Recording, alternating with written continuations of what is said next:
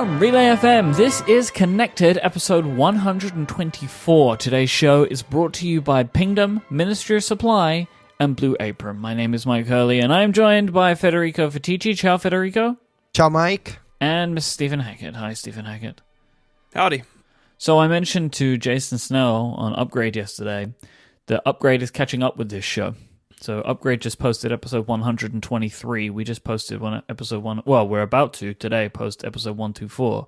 How's this possible? Because we take Christmas off. Yeah, Upgrade doesn't take time off like we do. So That's we not have a- to push Not a ahead. healthy schedule. That's not healthy, Mike. You should take some time off. The upgradies they need to happen. So basically, my recommendation now is we move to daily. Daily, a daily connected show. Okay, Yeah, for like 2 weeks, we just go daily. Yes. And it's the same length as a regular weekly episode. We record it once and just release it in like 7 chunks. Okay, what do you want to talk about on a daily show? I think we start with follow-up, as we always do. Okay. So our rumored 10-inch iPad Pro continues to make news. Now it is expected that this is going to be like a new high-end iPad Pro. I don't really know what that means because the 12.9 is also going to get updated. No, you just go higher end than the Pro. It's the iPad Pro Plus. I mean, just keep making it more expensive, Tim. It'll totally work. Mm-hmm. The 9.7-inch model is now going, according to the rumor, be the low-priced option. So I guess the 9.7-inch iPad Pro we have now sticks around, and then the new 10 to 10.5 to 10.9, whatever size it is, it's all very strange, and it's all very confusing, and I have a lot of questions. One, this kind of reads like the iPad mini, is either going to stay the iPad mini and not get updated to like Pro status, or just go away. I don't think they can do that, but the iPad mini is not in here anywhere. And I'm not sure, so part of this, this analysis says that this is going to be the thing that finally, stops the free fall the iPad has been in, which has been slowing down, to be fair. But I don't know if I believe that. This seems like more of the same playbook of making nicer, more expensive iPads to get people to upgrade, and when they do, you make more money from it. I think this feels like just another step down that road and not something to stem, to change the tide. I don't know. What do you guys think? I have feelings about this rumor, and none of them are actually answers. I mean, I'm thinking about this new form factor, and I have this idea that Apple is gonna switch to this bezel-free design, both on the iPad and on the iPhone, but that it's not going to be a complete switch across the line. There's going to be one iPad model that adopts this new design, and there's going to be one iPhone model that switches to this new design. And the other iPhones and iPads are going to stick around. So we're still going to get the 9.7 with the current bezel design. We're going to get the 12.9 updated, and there's going to be the new version that sits in the middle. Mm-hmm. And I have this idea that the bezel-free model is actually going to get thicker because it doesn't have bezels, it doesn't have the home button. And so to make sure that you're holding a single slab of glass, it's going to be thicker. I don't know why, but I have this idea. I can see that. I mean, they have a lot of stuff behind that top and bottom bezel, and it's got to go somewhere. Right? Exactly. I'd be all for that. I think we talked about this. If it gets rid of the stupid camera bump, which I don't mind on my iPhone. It really genuinely doesn't bother me, and I carry my iPhone without a case. I hate it on my 9.7-inch iPad Pro. Anytime maybe it's because I'm rougher with the iPad. I slide it across the table or put it on my nightstand. The camera always catches on something. And at some point, I'm just gonna rip the thing out of the body. So I would love for that to be flush again. I'm keeping my fingers crossed. Mm-hmm. But I kind of agree with you. I think this is going to be a staggered design change. You think about when they went to the design we have now with the thinner side bezels. That first appeared on the iPad Mini, because the iPad 4 was still around. And when the iPad Air came out the next year, it sort of became a big iPad Mini, right? The same construction, the same bezels. And so there's precedent for this. And I think you're right that if they do this, it's going to be a big change. I don't see them doing this to the 12.9. That thing is I think, probably heavier than they want it to be, and so maybe they keep the current construction there, but work to get it thinner and lighter, and use this 10-point-X inch model as like the new form factor, and then the next couple of years it rolls out everywhere. I think it's especially interesting to think about a bezel-free design on the iPad in terms of how it may affect iOS. Because think about all of the activation points, all the gestures that you use from the edge of the display on the iPad, especially multitasking. We have gestures from the edge of the display on the iPhone too, but on the iPad, especially if combined with some changes in 10.3, I assume a bezel-free design would be interesting when you want to activate multitasking, for example, or maybe you want to do drag and drop. I wonder how it may this design may be tied to the software and vice versa. So it'd be interesting if Apple does a beta of 10.3, if we can infer some of the design changes coming to the hardware to facilitate the changes in the software. So I'm looking forward to the beta, also not just to see what's actually changing, but also to see if we can guess what the next hardware is going to be like. I don't think bezel-free, I mean, I think we use the term bezel-free, but I don't think there will be no bezels.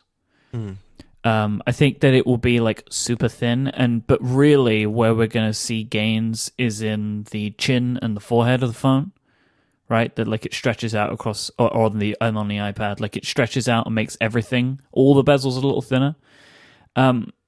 Just because of the things that you mentioned, right? Like activating side gestures and stuff.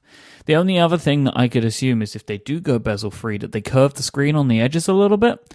Right. And then that is what allows you to activate all of the side swiping, which on the iPad is incredibly important, right? Because you're actually manipulating parts of the operating system purely based on these. So, I think we talk about bezel-free, but I would be really surprised if the first time that Apple like significantly reduced the bezels on these devices in a long time, and I guess on the iPhone it may be in ever, I think that there will still be something there, but it will be super slight, and really we'll be getting a lot more benefit from losing the top and bottom than the sides. The big question is what happens to the home button on the iPad, because the current rumor says there's not going to be one. So it's going to be one. I agree. I think it's going to be in the screen, and I think the iPad will be a preview of the change coming to the iPhone as well.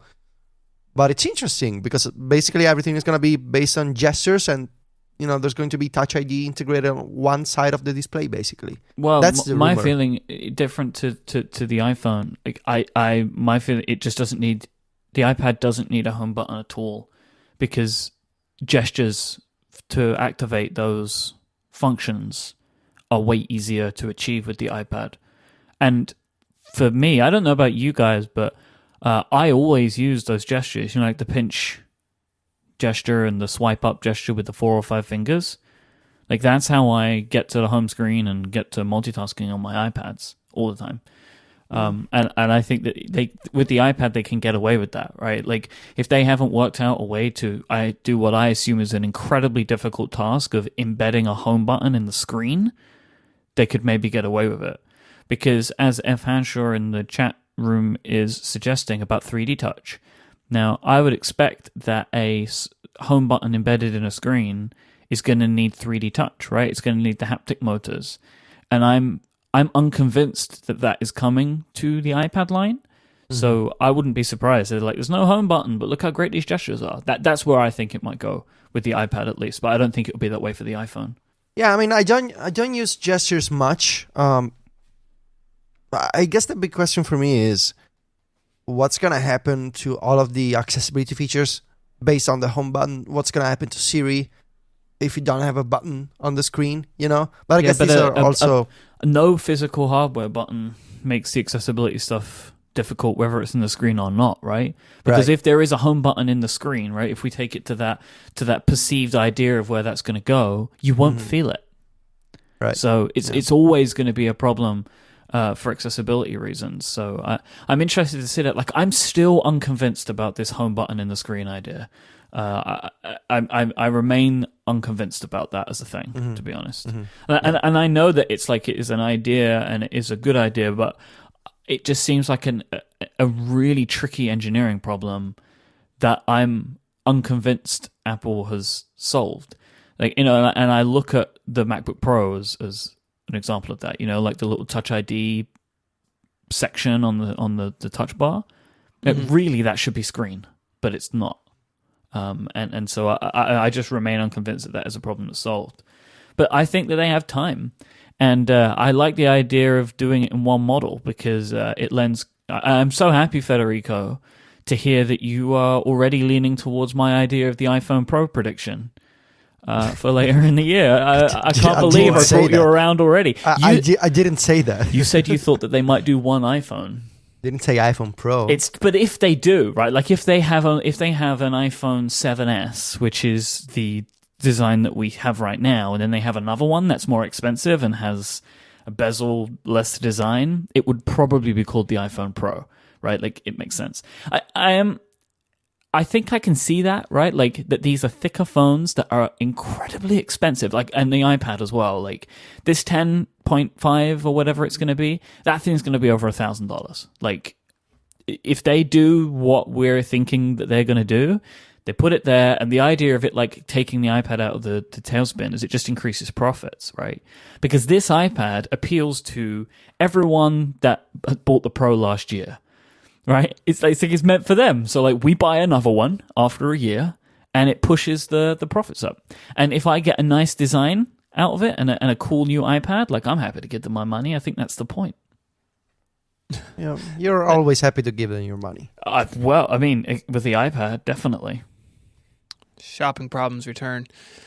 So we have a bunch of topics this week, but first, Mike, do you want to tell us about our first sponsor? I most certainly do. I would like to take a moment to thank our friends over at Pingdom for helping support this week's episode. You can start monitoring your website and servers at pingdom.com/connected, and when you go there, you'll get a 14-day free trial. And also, you can enter the offer code CONNECTED at checkout to get 20% off your first invoice. Now, I know something. What Pingdom is for is to help people to understand whether their website is up and to understand how functional their website is at a certain time.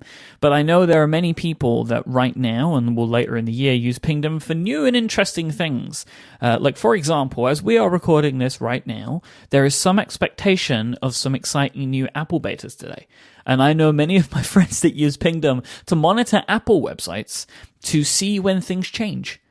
Which I think is kind of incredible. Like I know that Underscore, I think he was using Pingdom to check for when Super Mario Run was released and stuff like that. And I know that like people use it for like WWDC stuff. So you can definitely use Pingdom on your own website, but you can also use it on others as well to find out when some new and exciting things may change. Pingdom is focused on making the web faster and more reliable for everybody who uses the web, who has their own sites. They employ 70 global test servers that emulate visits to websites, checking availability as often as every minute. They can monitor the availability and performance of a server, database, or website so simply. You can also monitor independent things on your website, independent dependencies, such as contact forms, e-commerce checkouts, logins, search functionality, and loads more. Because let's face it, websites these days, they're more than just the website that you host in that one place. They're full of things hosted in external servers and all over the place.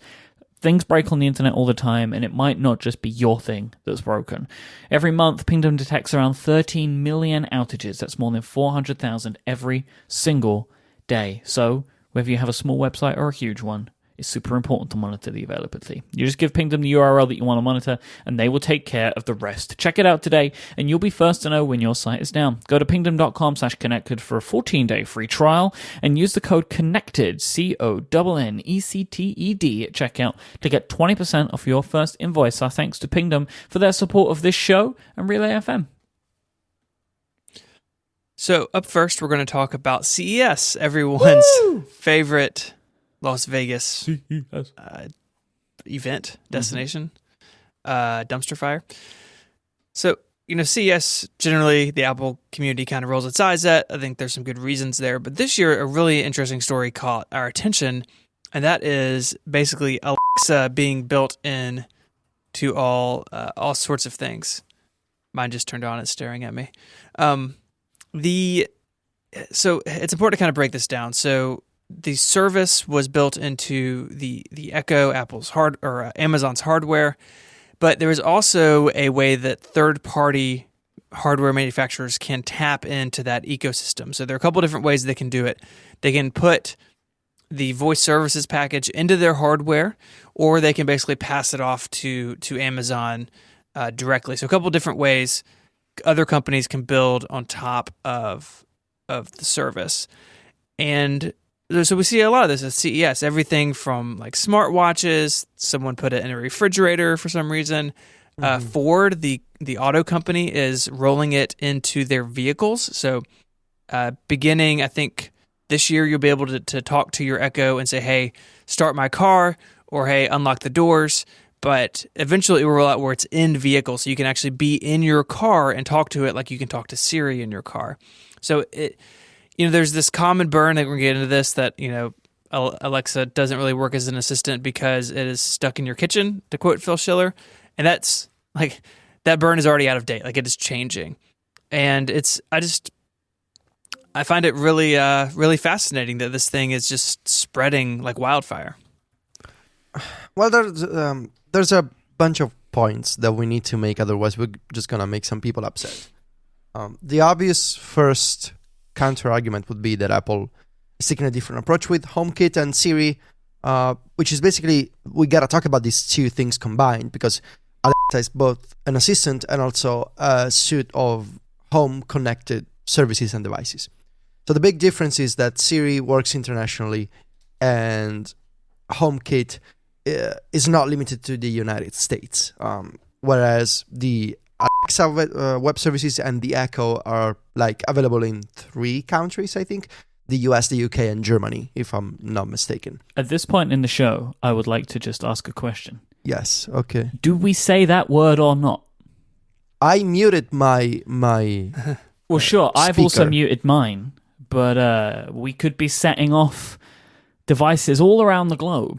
Jason Snell said that that's fine for media to do, I think. So No, I don't think he did. I would say Echo, all right, that we call it the Echo. No, we just tell people to mute their speakers right now, because we're gonna say the word. As it stands currently, I have taken notes to bleep every time it is mentioned.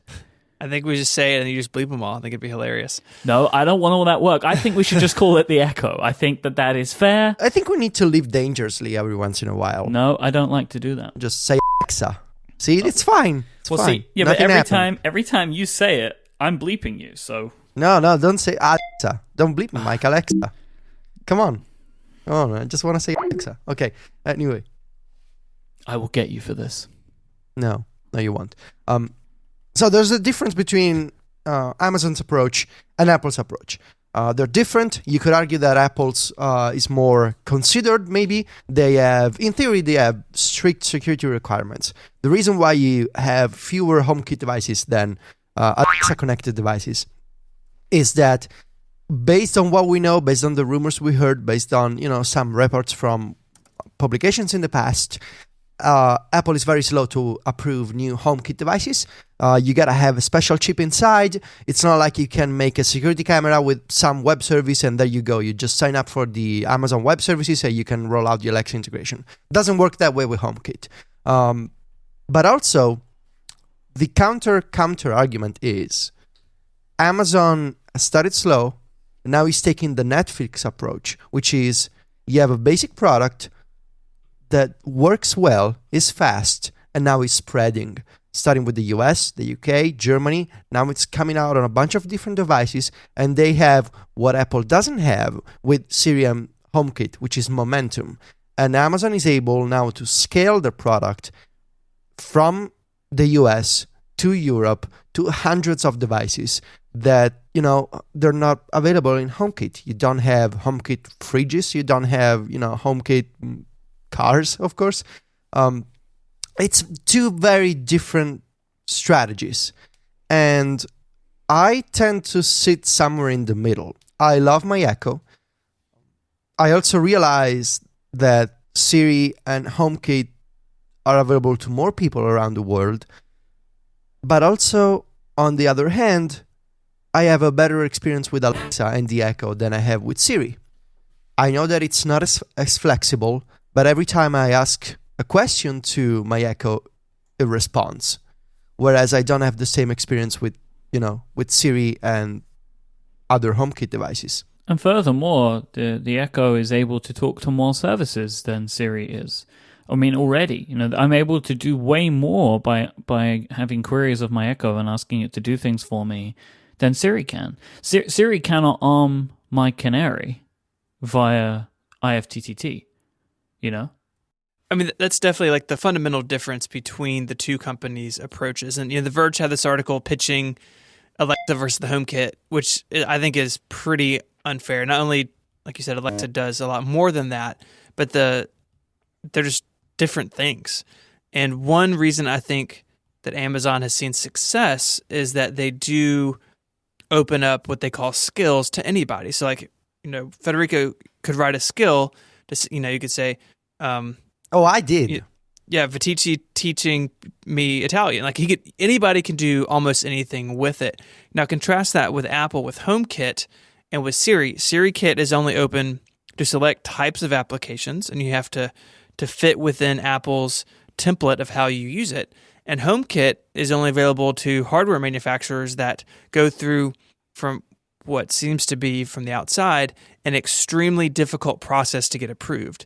Now, there's pros and cons to both, right? Amazon has wide-reaching skills, and Apple's is more narrow. Now, you may say that Apple's may be higher quality or more secure because they're controlling everything. It's not really the debate for today. They're just different. And I think that comparing Amazon and Apple in these arenas, like it's just tricky. It's not apples to oranges. It's not really the same thing.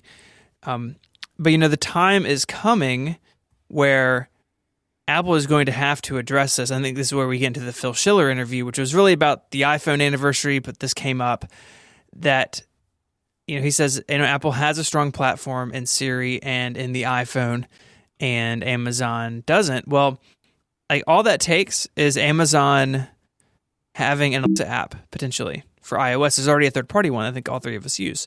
There are ways that Amazon can get more places, and we're seeing that at CES. And yes, some of that stuff's going to be vaporware because it's CES. Like, stop emailing us now. We know that happens. I think a lot of people write off CES completely for that. I think that's the wrong approach.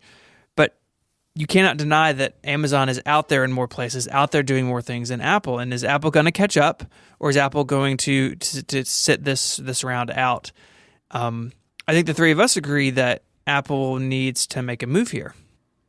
I agree with the CES argument to a point, but when Ford are integrating Amazon's Assistant product into their cars, it's a real thing. That's not vaporware, right? Like maybe, somebody who made something that looks like the Echo, right, but is a wall lamp, and it's a company you've never heard of before, then yeah, I mean, I can get what you're saying, but Ford deciding that they're going to integrate this instead of maybe using some of their sync features that they've been creating over the last 10 years, that's a pretty big deal. With Microsoft, by the way. Yeah, exactly. The F-150 is not vaporware. Like, these are real things. And so that's one reason I find the Phil Schiller quote a little bit troubling. He says that, Siri is great because it's the assistant with you. We've heard that line from people for a while now. Schiller's not the first one to say it. And that is true. Like, there is value in that. And it is true that for the most part, unless I go out and buy a new pickup truck, I'm from Tennessee, it could happen, but unless I go buy a new Ford or buy a smartwatch with this in it, then my access to the Amazon ecosystem is limited to my office and to my kitchen where I have the Echo. So he's right about that. And I think he's right that there are certain circumstances where you really want to have a display. And he really hammers on this in this back channel interview that Siri is like useful because it can surface stuff on a display. And that's not wrong. That's not incorrect. But I do think it's incomplete. That a lot of stuff, like the reason that Amazon has seen success is there are times where you don't care about a screen. And that I think why these things end up in kitchens is because people have, they're elbow deep in making muffins and they need to shout a question to a cylinder and the cylinder can answer them and it gets it right like 100% of the time. They are different markets to a degree. There's overlap, but they are slightly different markets. And there are rumors that a future Echo will have a display. I'm telling you, if they do that, like I'm going to upgrade the one in my kitchen because there are times where I want that. And he's right that Siri has access to a bunch of your content, a bunch of information that Amazon doesn't. Amazon doesn't have my photo library. They don't have my calendars and contacts like Siri does.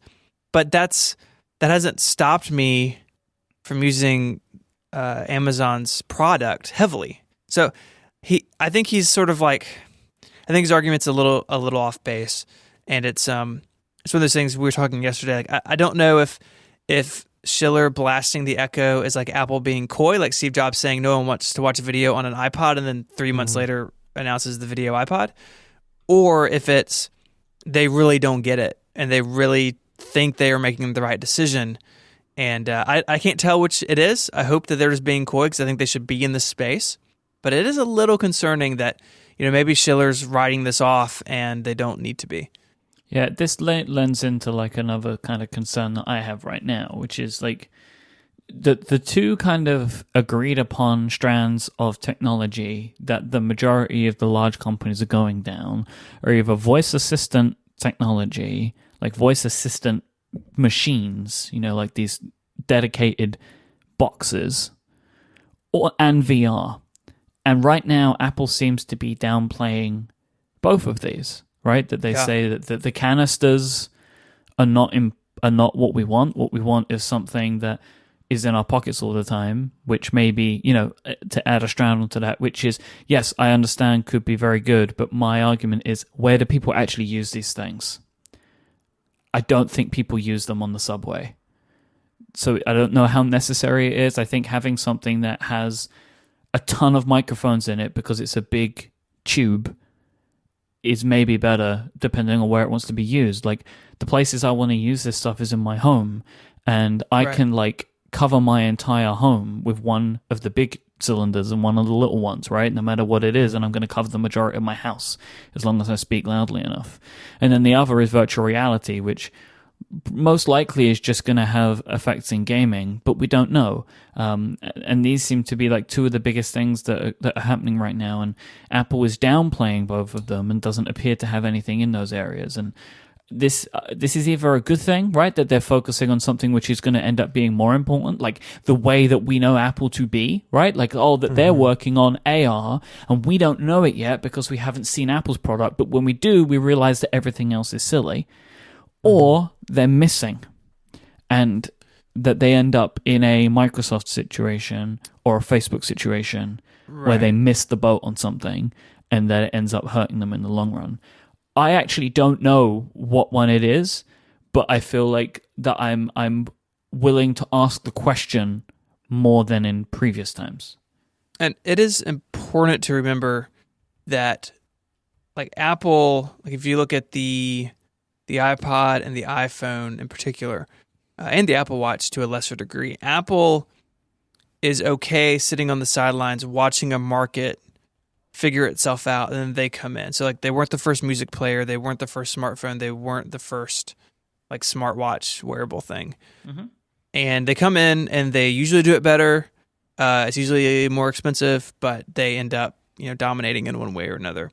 So this conversation we are having, I agree with you. It's worth having, and I think it's particularly interesting this time because voice cylinders have like taken off super quickly, like more quickly than these other product categories did, I think. And is this another case of Apple letting the market figure itself out, or maybe they were caught flat-footed, they weren't working on this at all, and then all of a sudden Amazon comes out with this product that a lot of people, at least nerds, seem to really like, and now they got to deal with it. Like I don't know what's going on internally, of course, but there is that conversation to be had that Apple does this. They wait for things to settle out enough where they can come in and dominate. So maybe that's happening now. Maybe that's happening with these other things, but maybe it's not. And until they ship something, we don't know. So we have to have this conversation. But it is interesting, and that's like I said this yesterday on a show that that's when I will worry about Apple when they do miss something big like mobile, like Microsoft missed mobile. I don't think they've missed anything big yet, but there's always that concern, right, that they do miss this or they do miss if VR takes off. And Robert Scoble yesterday said that Apple is going to ship AR glasses this year, so who knows what's happening. But that like wait and see approach like works to a degree, but if things get too far out of hand and Apple's not there, then that's when I really start to worry. I think especially about assistants, we can all agree that it's convenient to have one on a phone, and it's convenient to have one with a display.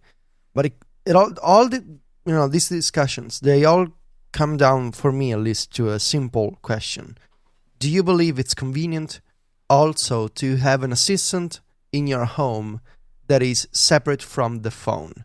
So to have an assistant that can hear you from a distance, that can talk more loudly, and that doesn't need a display.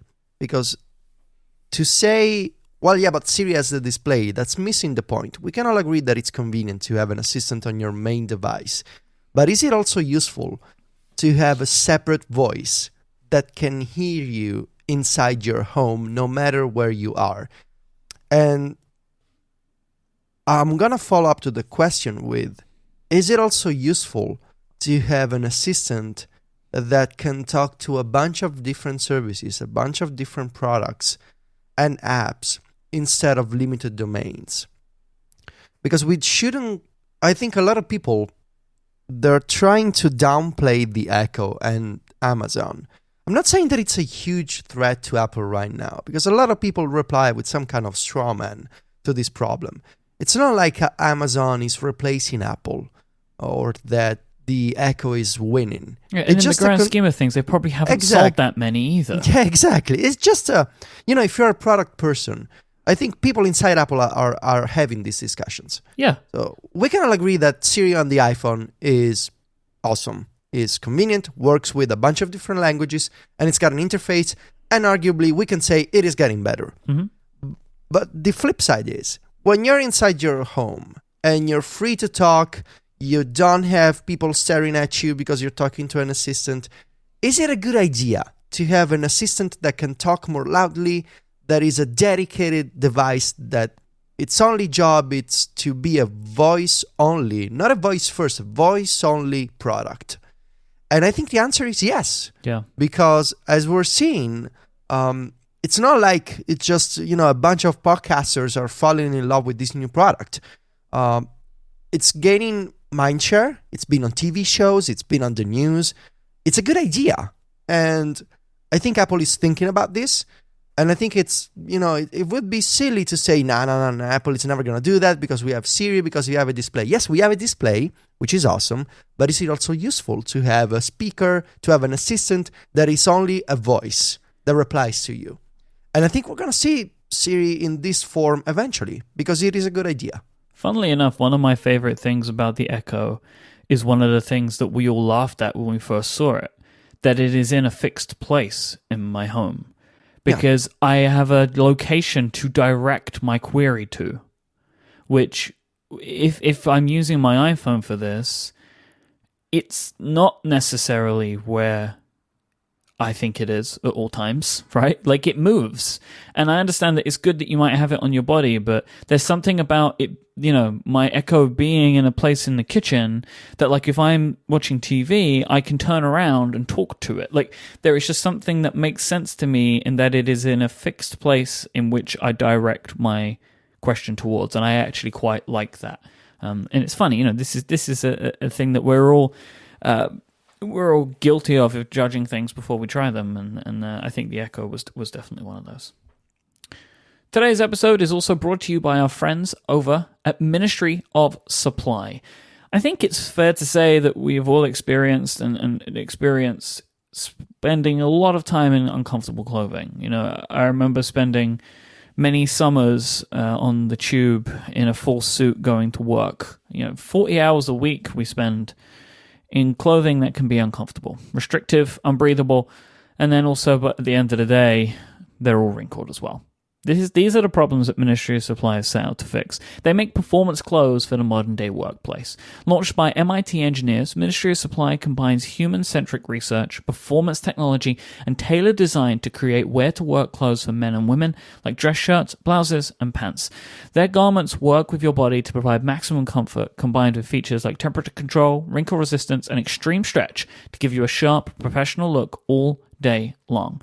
Ministry of Supply's all-season sweater features seamless ventilation zones at the hot spots of your body. It regulates body temperature to keep you warm, but not overheated all day long. And see, the thing is, like, you hear these features and you think, oh, these are really going to stick out. Like, I'm going to look like the person who's wearing gym clothes to work. No. They use this great technology to integrate it into clothes that fit perfectly in the workplace. All of Ministry of Supply's stuff looks fantastic. It looks super professional, but you also get all of these added benefits.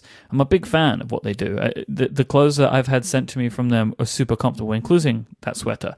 And I mean, I've wore it like with a big coat over the top, and it has these like convenient holes in like the back and stuff like that, where it looks like it's part of the design, but also what it's doing is giving you ventilation, and it keeps you nice and temperature controlled.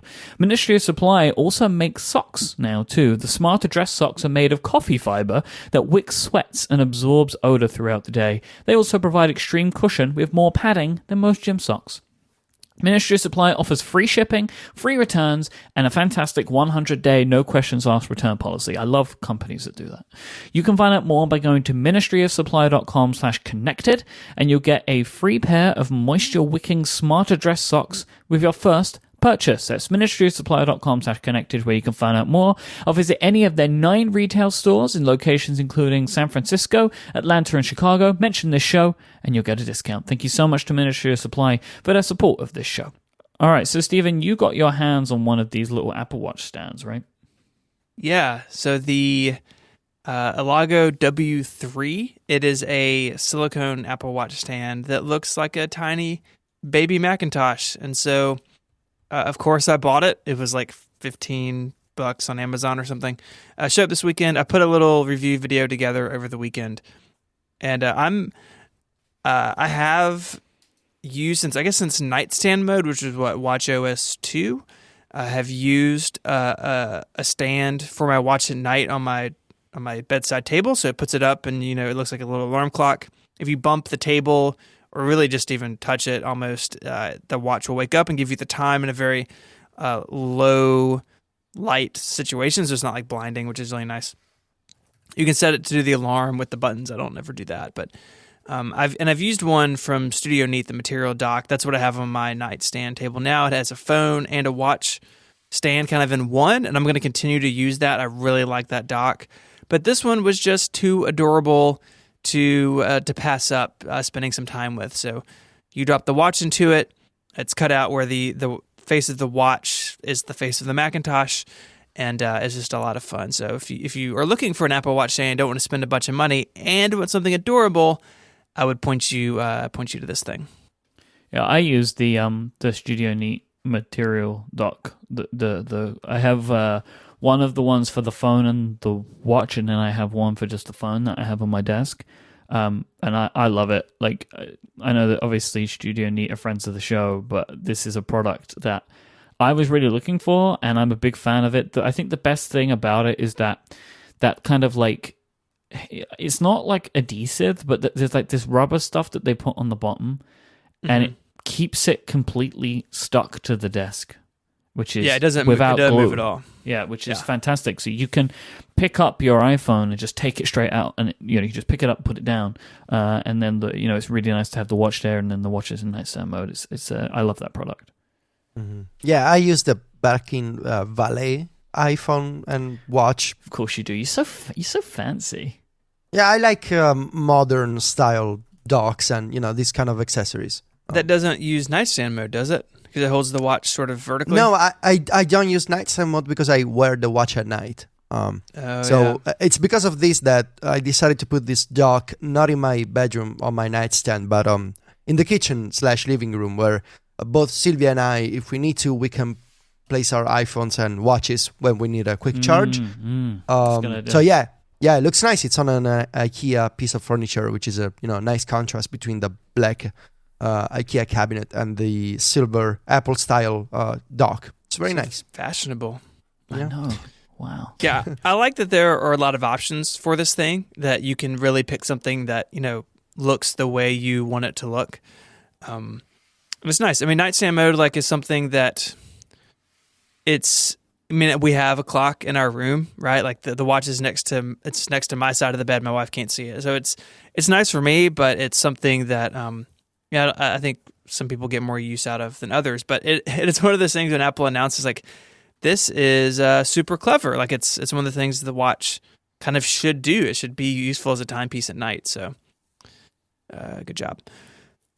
The big news this week, though, shockingly, guys, was not Apple Watch stands. I know we could talk about it all day, but yesterday marked the 10-year anniversary of the keynote in which Steve Jobs announced the iPhone. I think the three of us agree that it was his finest performance, perhaps the best product introduction, at least of our lifetimes, that I can think of. No, perhaps.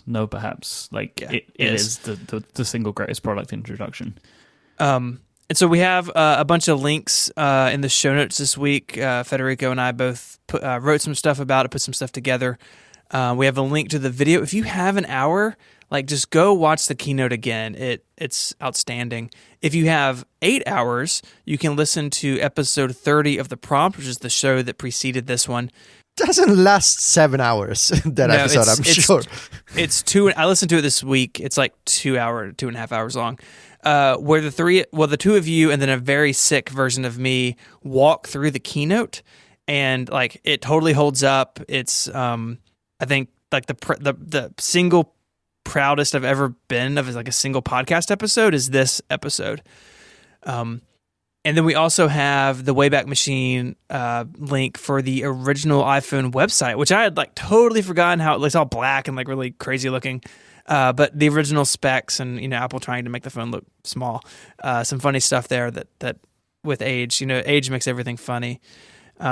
So go check all that out if you haven't read or seen or listened to much about the iPhone anniversary. There's lots of good content out there. But I wanted to see what y'all's first memories of the iPhone. What were your first reactions? What were your first thoughts? Federico, what about you? This is going to be bad for my reputation. I think I talked about this before, but there we go again. I didn't watch the original iPhone presentation at the time. I had no idea what was going on. I'm pretty sure I didn't even know what Apple was. I mean, I knew what Apple was, but from heard from a friend kind of perspective. I knew that the Macintosh was a different type of computer, but I was not a tech nerd. I was in high school. I only cared about video games, basically, and music. So I didn't own the original iPhone. But that changed quickly. After high school, I had a very short and unsuccessful university experience. I dropped out. I started my first job at an eBay reseller shop. And my first and only boss, actually, he was into the idea of buying an iPhone from the United States. So at the time, the first iPhone never actually launched in Italy. And that didn't stop a bunch of enterprising Italians from buying an iPhone on eBay and using one of the first jailbreaks / unlock. I think the unlock system was made by a guy named Zibri, and the jailbreak was called the Z-Phone type of method, which basically allowed you to unlock the carrier of the iPhone and use it on different international carriers beside, AT&T in the United States. So I remember my boss, he found this guy on eBay and he bought 2 iPhones for some reason. It was the kind of lavish person who liked to spend money. So he bought 2 iPhones, and I remember these 2 boxes coming into the store. I was working. These 2 boxes coming into the store, and we opened the iPhones. I think there were 2 8GB models. Yeah. And inside the boxes were the AT&T SIMs that the iPhone came with. So I was very impressed by the dedication of this eBay seller. So my boss uses this iPhone for a while, and of course I was in charge of looking up all of the jailbreak techniques because he was also a lazy person. He only liked to spend money. So I did the research about the jailbreak. So I did the unlock thing on his phone, and that's when I first tried Installer. So Installer was this, I remember it was like the precursor of Cydia, for the jailbreak. It was like an alternative app store before the App Store that allowed you to install custom software on the iPhone.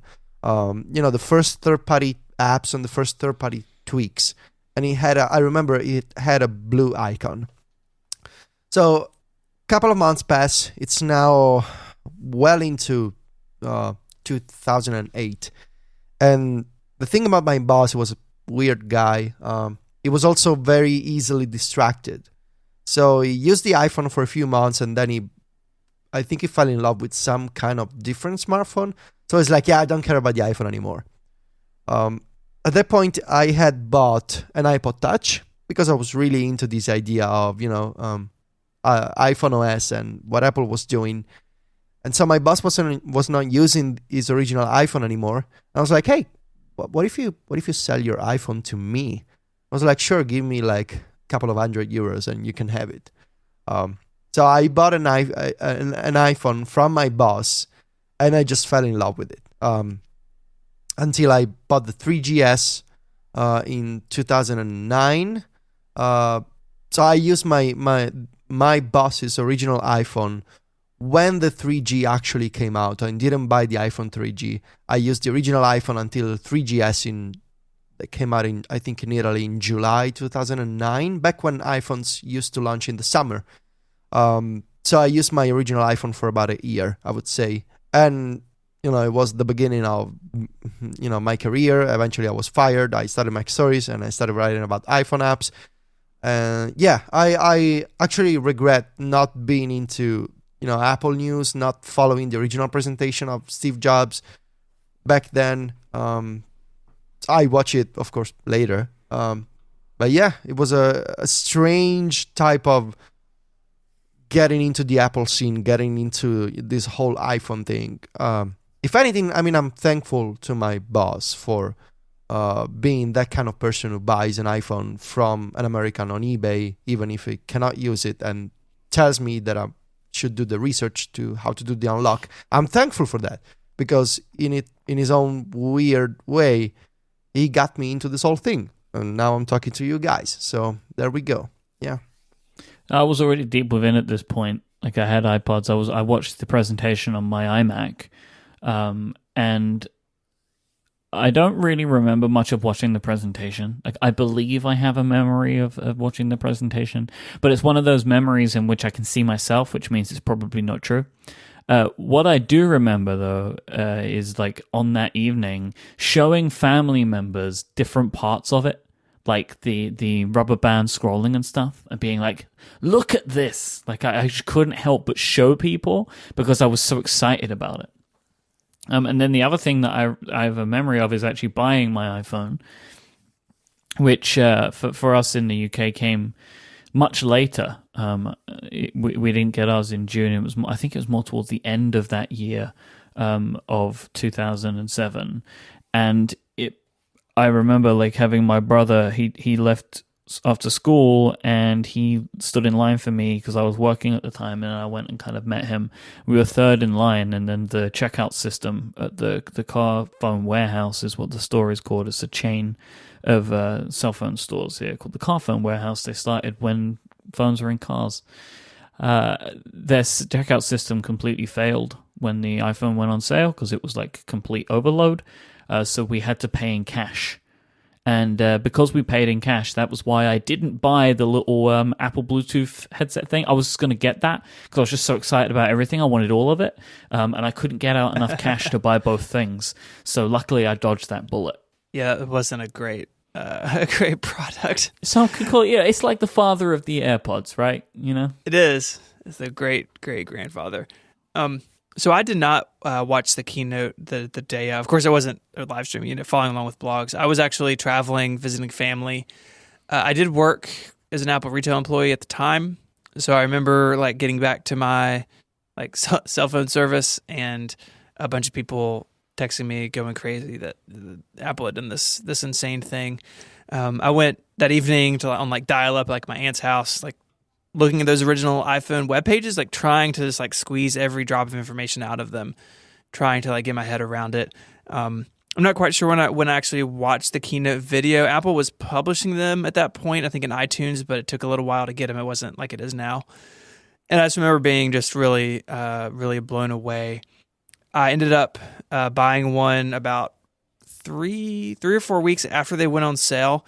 So like if you had been full-time at the Apple Store for a set amount of time, you got a free one. And I missed that cutoff by like a week and a half or like 2 weeks. Oh no. And I begged my assistant manager, who was a friend of mine, is still a friend of mine. I was like, please, like, you got to let me in on this. And he couldn't do it. And so what he did do is they were coming in very slowly, and he set one aside for me, which he probably wasn't supposed to do. And then so I was able to purchase one. And so I was very early. I've owned every one of them since, except the 5C and the 5S. I did switch to Android for a little while in like 2011, but I've switched back. Man, I forgot that. You were a Droid person. I carried a Palm Pre Plus for like 3 or 4 months, and then a Droid for like a year, and then came back. And it's so it's always been it's hard to believe it's been 10 years. It's really hard to overstate the impact that it's had, not only on Apple. I mean, obviously Apple, it's been huge. Their stock is way up. In that Prompt 30, I shared how much I sold my employee stock for, and if I'd held on to it, I would have made a lot more money. But I wouldn't own it now anyway, since I cover it for a living. But it was kind of funny to hear that.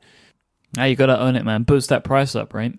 That's right. Yeah, the whole thing is just a scam. But the three of us really were like the perfect age for this. Like we can remember life before it. Oh, and, yeah. I was, I was 20 at this announcement, 21 when it came out, and it is really similar to like people who, whose parents bought them an Apple II when they were in middle school or even elementary school, and they learned to program in BASIC on an Apple II, right? Or they got a Commodore, or they got a PC, like those very early computers. People who are now in their 40s. Or even, early 50s who were kids during the personal PC revolution. Like, we are that age for the smartphone. Yeah. And I wrote a little bit about this yesterday, and I think all three of us we owe so much, not only to the iPhone, but to what it created, right? To what it made possible. So things like podcasting, they existed before Apple had put it into iTunes and the iPod in 2005, but it wasn't until the iPhone and the App Store that podcasting, at least tech podcasting, really was accessible to a lot more people. And I'd forgotten this. I actually found the article. Remember when Apple rejected the podcast client, the person who wrote it, because replicated iTunes? Yeah. That was super fun. Obviously, very different today. Now the iPhone is a home to a rich ecosystem of podcast clients. And if you look at Relay stats, I mean, the iPhone just dominates the way people listen to our shows. And things like social media, right? Things like Twitter, like the three of us met more or less on Twitter. No, that's 100% how it happened. Yeah. Yeah, like my pitch to Federico to join me and you was a direct message on Twitter. Yes, it was. And the people that we work with and like the blogs that Federico and I write, like those are all possible because of the web being in our pocket all the time. Like, I don't know about Mac Stories, but on 512, the majority of my traffic is mobile now. Like that crossed a couple of years ago. And that's a real thing. And you have to think about like mobile first design and mobile first content, like all that stuff wouldn't be here if the iPhone hadn't been a success. And I was just thinking through like what line of work, like what part of the economy, what part of the world hasn't been touched by the smartphone. Right. And it's really hard to come up with an example. Like, it's just everywhere. I don't know if it's the same for you guys, but I was thinking about this this week especially. I remember life before the smartphone, before the the internet everywhere.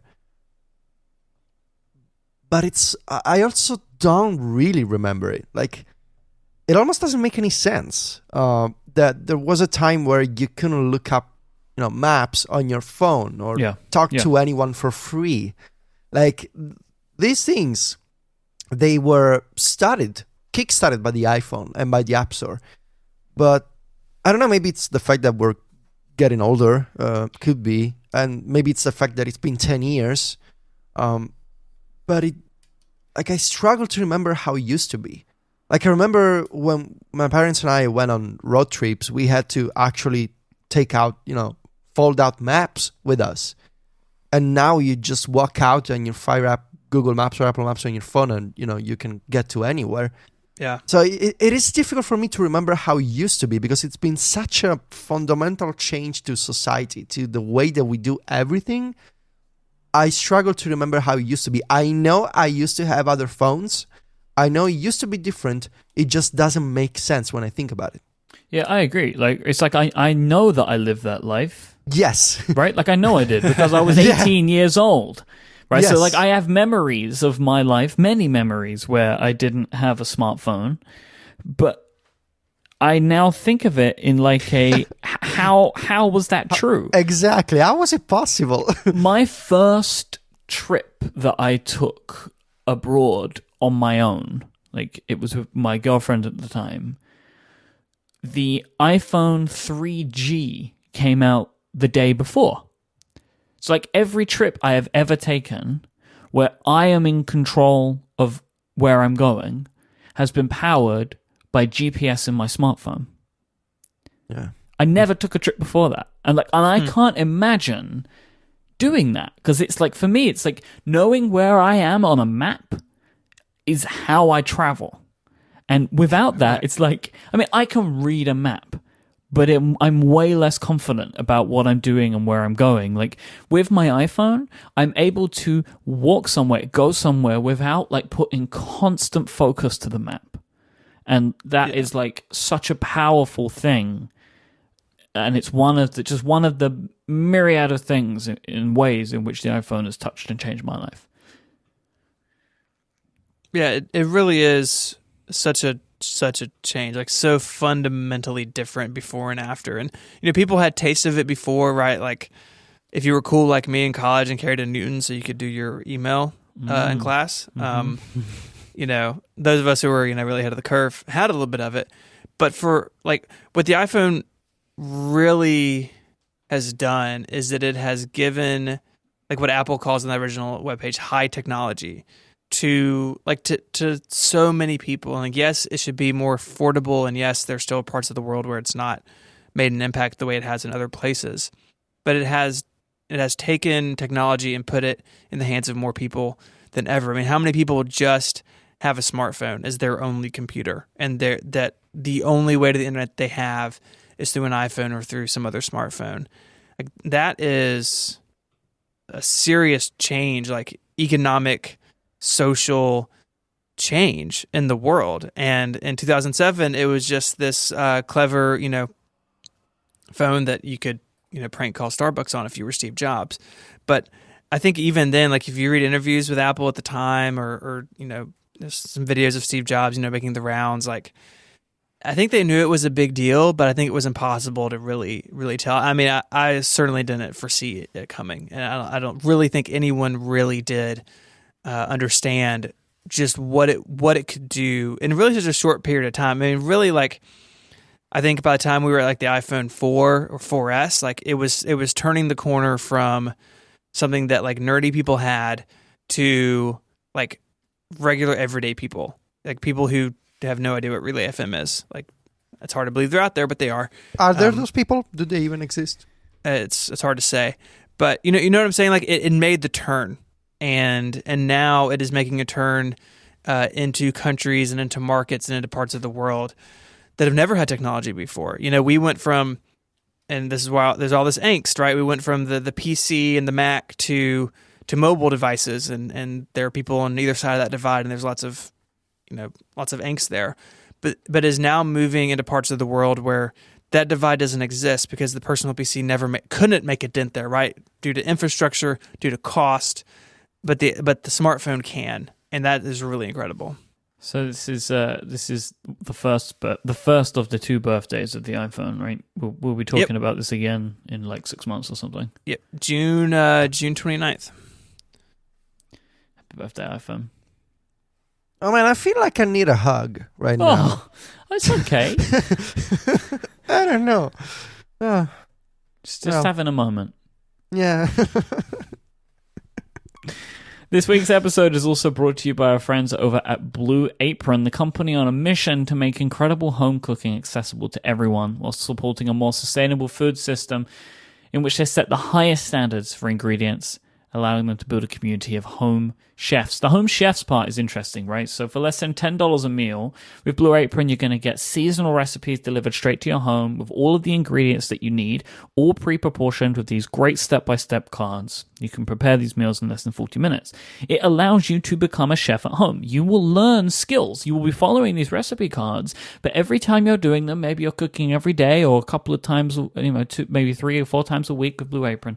Every time you do this, you are learning skills. You are learning chopping skills. You're learning what this means. You're learning what that means. You're going to learn all of these skills that will help you become a better chef at home.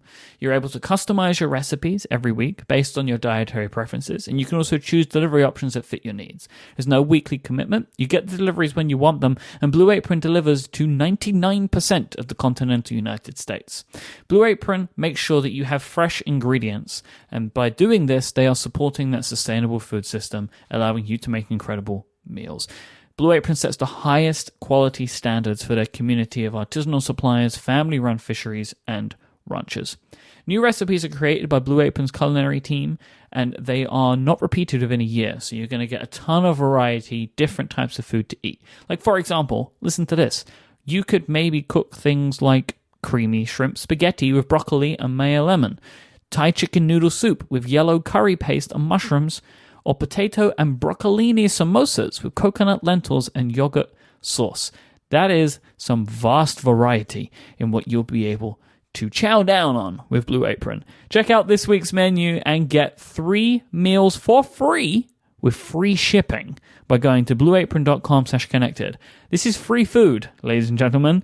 Go to blueapron.com/connected. Go and try it out right now. I am sure that you will love how good it feels and tastes to create incredible home-cooked meals with Blue Apron. So do not wait. Visit blueapron.com/connected. I want to thank Blue Apron for their support of this show and Relay FM. Blue Apron, a better way to cook. So, I think, was it last week, there was a post on Medium about Medium. It's like the most medium something could be. About the title is called Renewing Medium's Focus. And Ev Williams basically outlines that Medium's business model is not working. They are changing business model. They are moving away from ads and looking at potentially doing a more direct support model. But the thing about this post is they kind of say that they want a new business model without outlining what the business model is. And they've decided to fire all of their salespeople. It's fine. Scale down the company and then say, we're not sure what we're going to do yet, but trust us, we got this. This isn't, I think, a very strong showing from Medium. Reminds me of the GIF that Steven often shares of the garbage truck on fire, just driving. I don't have a good feeling about this. Again, Medium is a company full of people. We feel sorry for the people that lost their jobs, of course. And of course we do. My understanding is, I like seeing this, like when you see something like this happen, and then you see tweets from like people at Tumblr who are like, "Hey, come work for us!" Like. Although I don't know what Tumblr's standing is right now with, was it Altaba we have on the horizon? Yes. Yeah, they went, Altaba, everyone. Altaba. And we'll find everything we need in it. Anyway, so one of the things that's really interesting to me about this is Medium's prior business model was trying to get publishers to come to Medium and publish there. We spoke about Backchannel earlier in the show. That is Stephen Levy's Medium blog, which only exists on Medium, right? Like, that is where it is. And Medium have been trying to convince companies to, like, cross-post and create original content to put there. And there's even, I wish I could remember where this was, but, like, I saw a link of somebody, like, a publisher who started their new Medium thing on the very day. So this is a case of left hand not knowing what right hand is doing, right? Because obviously the team who is trying to encourage content was still encouraging content, not knowing that they were about to lose their jobs. Yes, that's really That's really rough. Rough, really rough. So I wanted to talk about this because there are some threads here which I'm seeing running through a few different places. One of them was like a couple of months ago. I saw a piece on Daring Fireball that was about.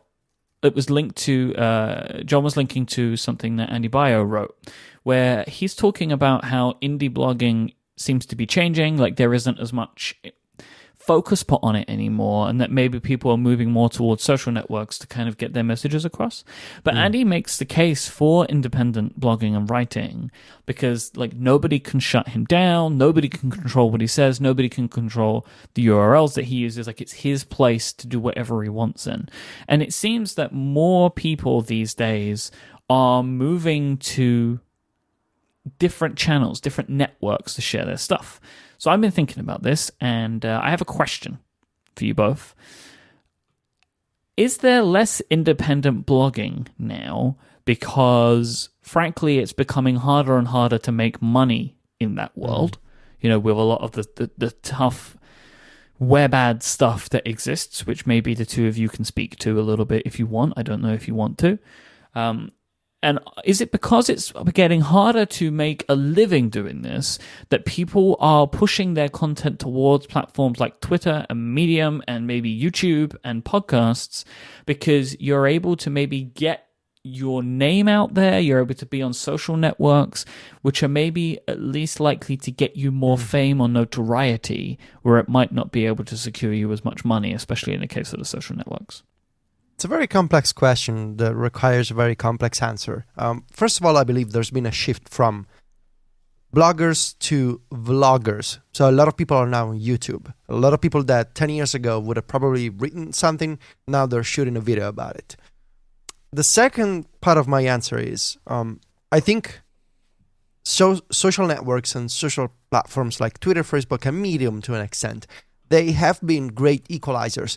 They have provided millions of people with an easy way to write, to share content, whether it's a video, a picture, or text. And they've been, they have succeeded because of the easy way to share, or just the easier way to build a social graph and to find your friends or an audience. But I think we gotta differentiate between blogging as a job and blogging as a technology. I think there's fewer people maybe trying to pursue indie blogging as a job, but I think the technology is of course still around. It hasn't gone anywhere. In fact, we have better tools today than ever. Whether it's, setting up your own server is easier today. WordPress is better than ever. And there's, all kinds of other tools you can use for blogging. I do believe there's part of it is a perception issue that fewer people are trying to make money by writing online. But maybe it's also a trend. Maybe it's also objectively true that fewer people are trying to monetize indie blogging. And I believe part of the problem there is a simple economics. There's just more supply than demand. So we see some people shifting to YouTube, other people shifting to other type of online careers. I still believe it is necessary if you want to make writing, so blogging, your job. It is an utmost necessity that you own your stuff, that you don't cede control of the technology to other people. Which is also the reason why I have been in the news, if you will, lately, because of... I was wondering if you were going to bring this up. I have been on the New York Times because of my decision to stop using Google AMP, which is Mr. Viticci. I'm sorry we didn't call you Mr. at the beginning. Yeah, talk to my assistant to schedule our next recording. This is the reason why I decided to remove Google AMP support for Mac stories. I didn't like the way that Google was rewriting my links in Google search. So there's a whole discussion to be made about controlling technology and, your stuff and your content, use open formats. But to answer your question, Mike, I think technologically indie blogging is still around and better than ever. Economically, there's been a lot of changes that contribute to the different landscape that we have today. So, do you think though that people are moving more towards networks though, like in general? Yes, because I think we live in a more diversified world now than 10 years ago.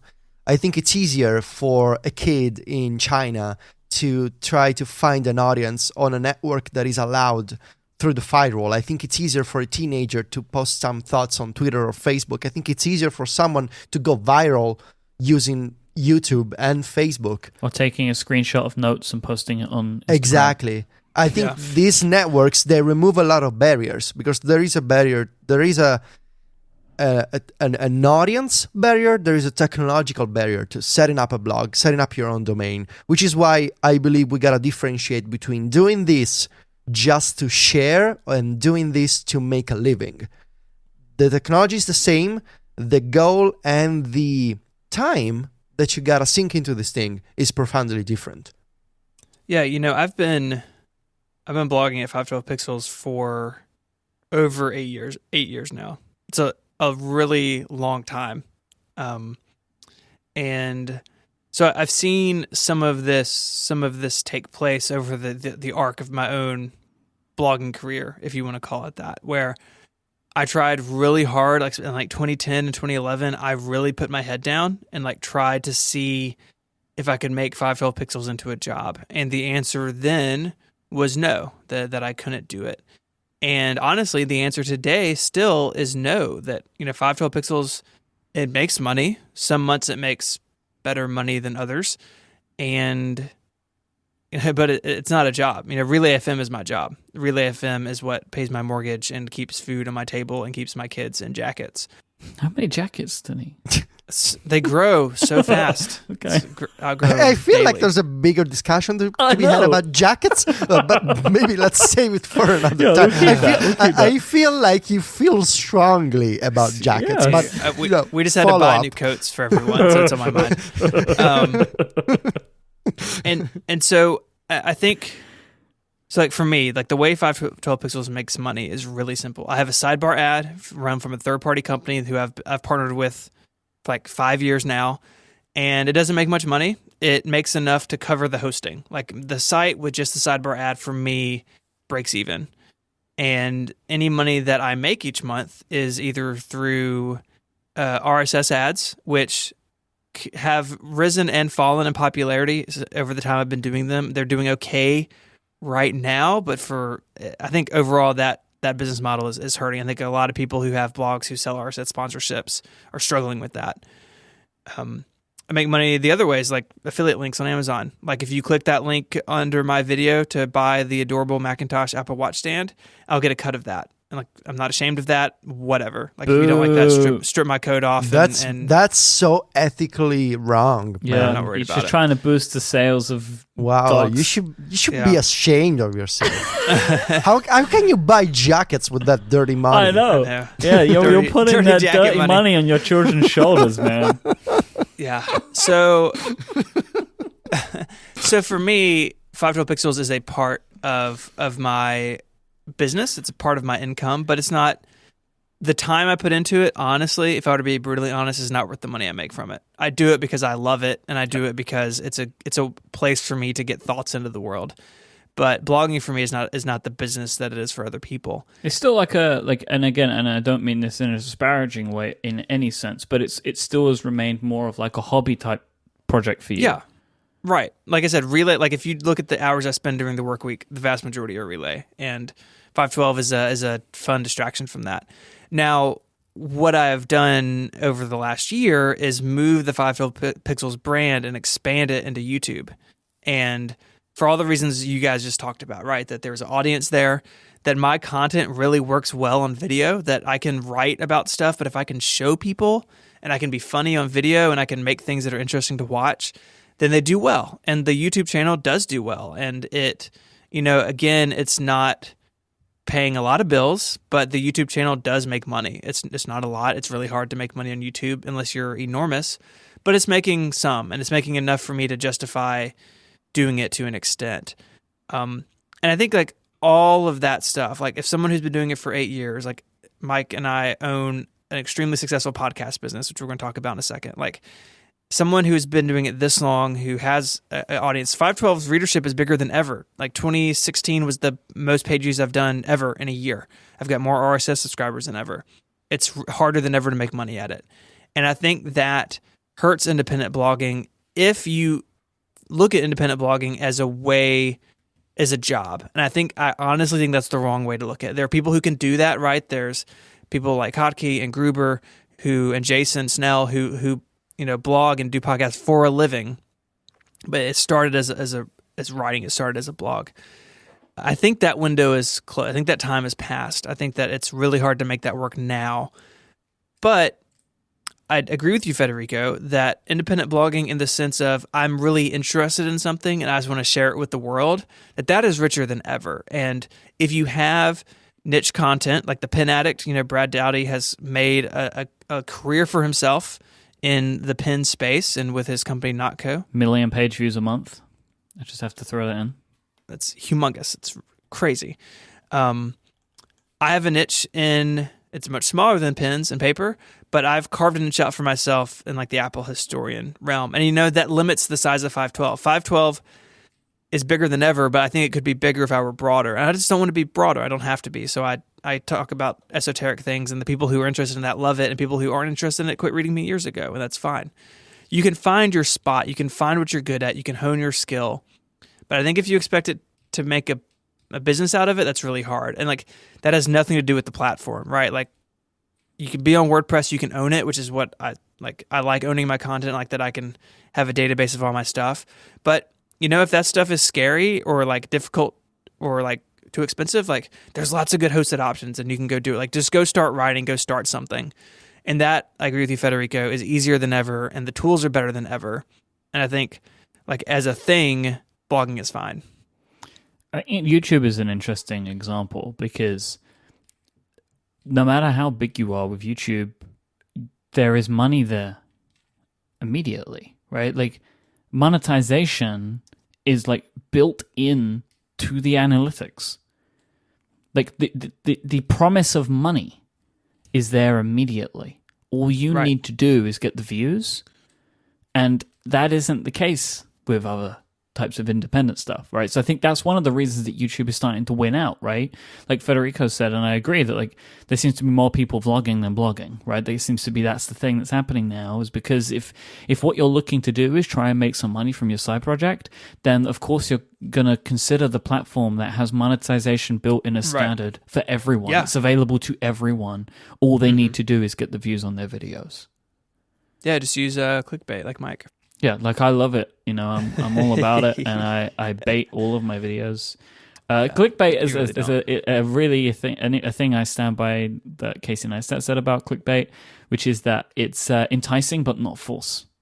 Yeah, I'm down with that, and I think it's interesting too. Like, and I do want to talk about Relay and talk about the network effect, but the shift from writing to video, like video is hard. At least it is for me. Like.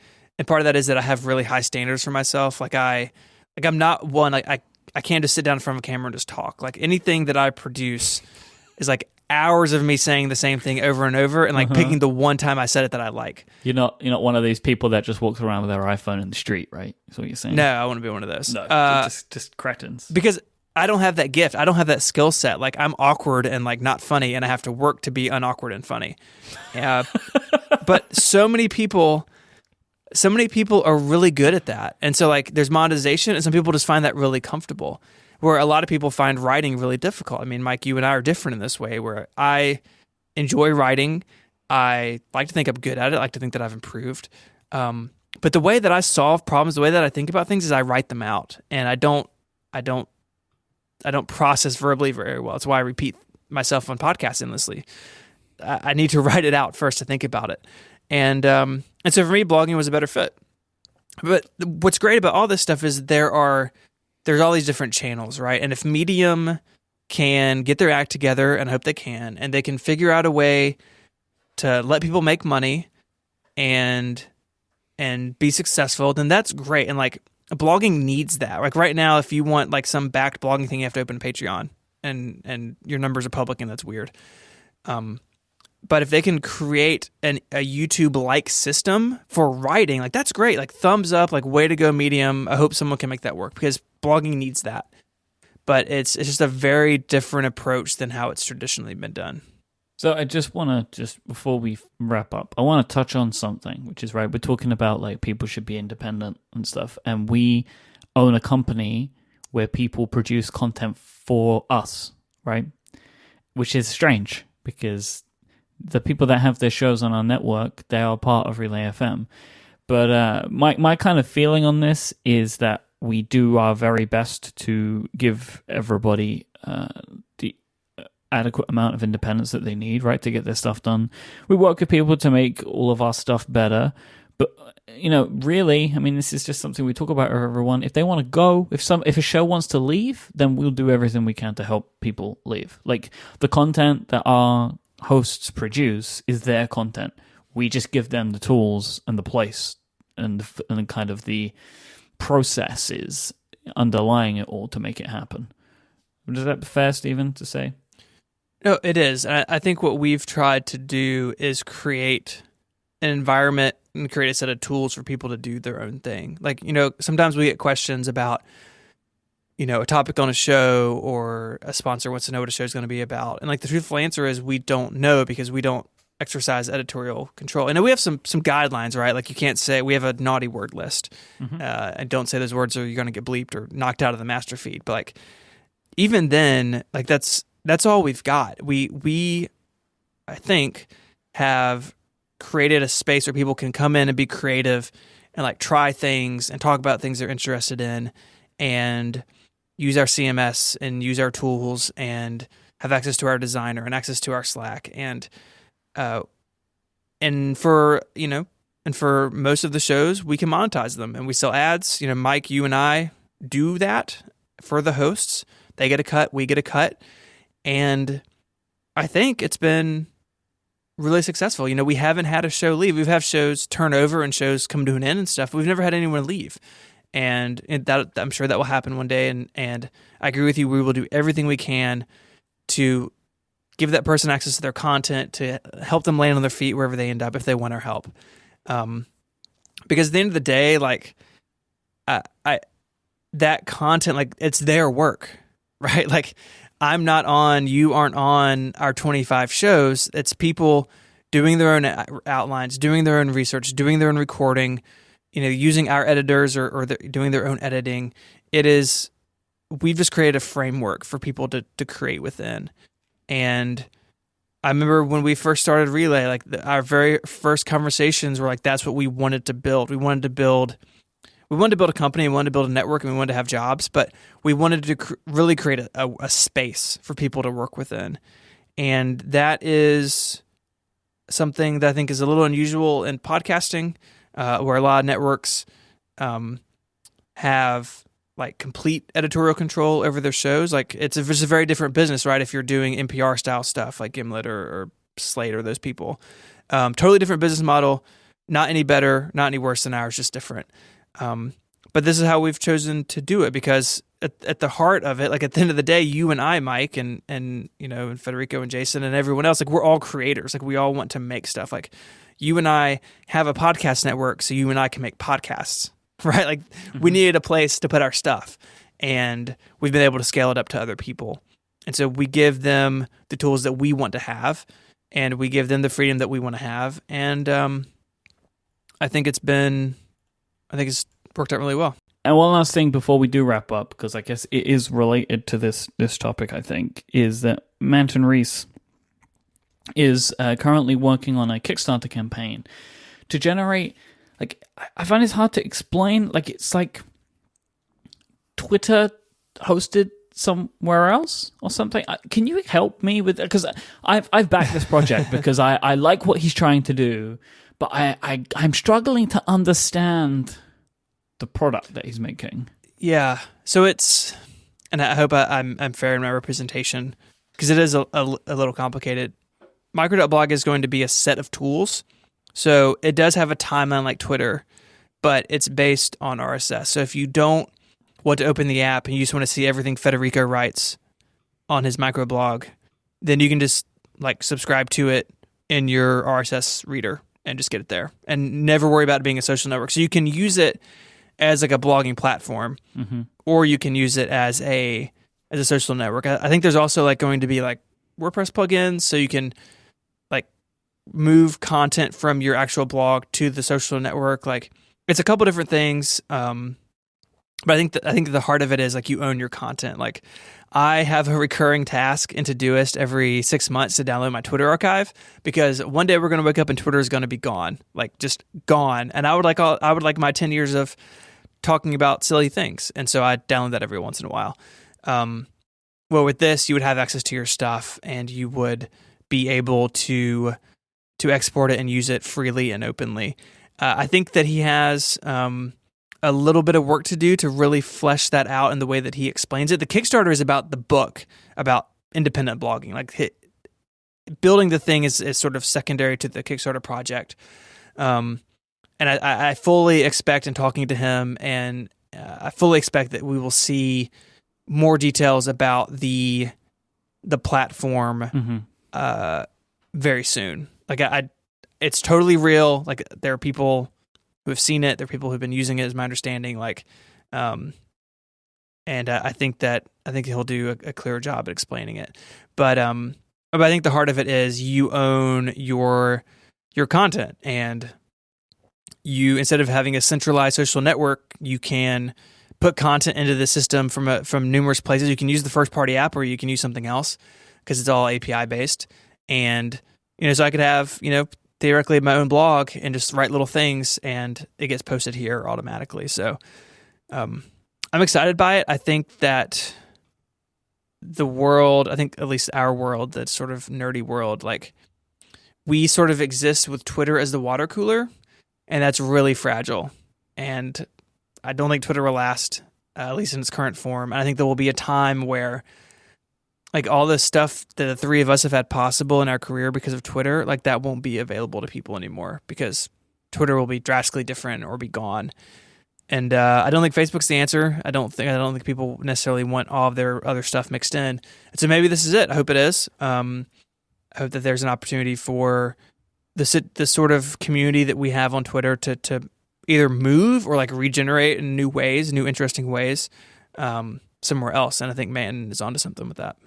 Yeah, I think people should go check it out. There'll be a link in our show notes, which of course you can find today over at relay.fm/connected/124. Thank you so much for listening to this week's show. If you want to find out more about my lovely co-hosts, you should go to their independent blogging websites like 512pixels.net for Stephen and macstories.net for Federico. Federico's on Twitter, he's at Fatici, Stephen is at ISMH, and I am at iMyke, IMYKE. Whilst those guys were talking about their real strengths are in blogging, of course you can go to michaelsright.com for all of the latest sticker news that you've been hankering for. I'm sure that there's a real good audience for me there. Thanks again to Pingdom, Ministry of Supply, and Blue Apron for supporting this week's show. Thank you for listening. They maybe listen too, who knows? We'll be back next time. Until then, say goodbye, guys. Arrivederci. Adios.